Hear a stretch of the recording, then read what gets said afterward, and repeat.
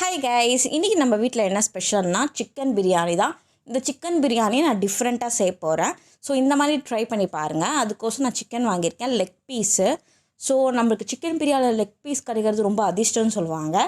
So அந்த அதிர்ஷ்டம் வந்து நம்மளே க்ரியேட் பண்ணிக்க வேண்டியதான்னு சொல்லிட்டு கடையிலேருந்தே 2 லெக் பீஸ் வந்து வாங்கியாச்சு. ஸோ இதை நம்ம மேக்னேட் பண்ணி வைக்கலாம்.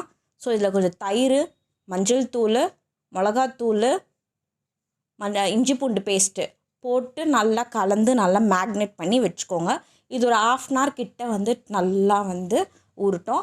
நெக்ஸ்ட் வந்து ஒரு புதினா பேஸ்ட்டு ரெடி பண்ணிவிடுவோம். இஞ்சி பூண்டு பச்சை மிளகா புதினா போட்டு நல்லா தண்ணி ஊற்றாமையே நான் அரைச்சி எடுத்துக்கிறேன். ஸோ இந்த மாதிரி அரைச்சி எடுத்துக்கலாம்.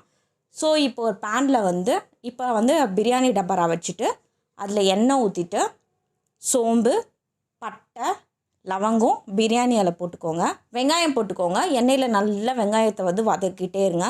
வெங்காயம் வந்து நல்லா கலர் மாறணும், அது வரைக்கும் நல்லா வந்து வதக்கிட்டே இருங்க. ஒரு லைட்டிஷ் ப்ரௌன் கலர் வரைக்கும் வதக்கிட்டு ஸோ அதில் வந்து நம்ம அரைச்சி வச்சுருக்கோம் பார்த்திங்கன்னா அந்த புதினா இஞ்சி பூண்டு பேஸ்ட்டு அதையும் போட்டுட்டு நல்லா வந்து கலந்துக்கோங்க.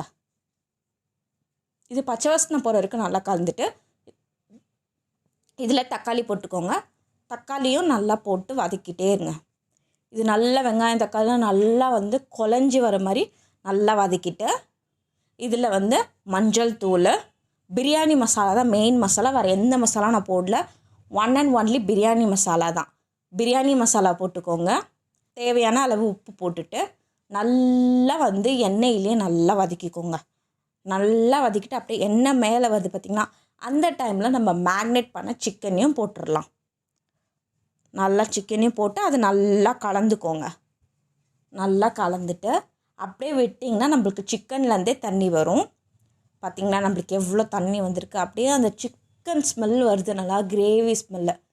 இது நல்லா வந்து வதக்கிட்டு தண்ணி அப்படியே இதில் வந்துடுச்சு. இப்போ வந்து நம்மளுக்கு பிரியாணிக்கு தேவையான தண்ணியை ஊற்றிக்கோங்க. ஊற்றிட்டு இது நல்லா கலந்துட்டு இது நல்லா கொதிக்கட்டும். இது நல்லா கொதிக்குது, நம்மளுக்கு அந்த ஸ்மெல்லு வரும். அது வரைக்கும் நல்லா கொதித்தோன்னே ஊற வச்சுருக்கோம் பாஸ்மதி ரைஸு. நான் 3/4 கிலோ அரிசி வச்சுருக்கேன். ஸோ அந்த அரிசியும் நம்ம போட்டுக்கலாம்.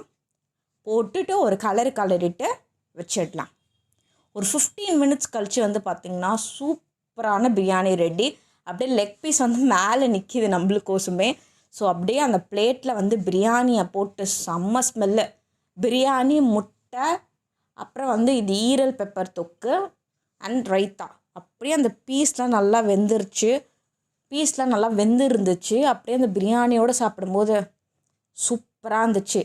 கொஞ்சம் முட்டை, கொஞ்சம் பீஸு, கொஞ்சம் ரைத்தா, அப்புறம் கொஞ்சம் இந்த பெப்பர் ஃப்ரை அப்படியே பிசைஞ்சு எல்லாம் ஒரு கட்டும்போது செம்ம பிரியாணி.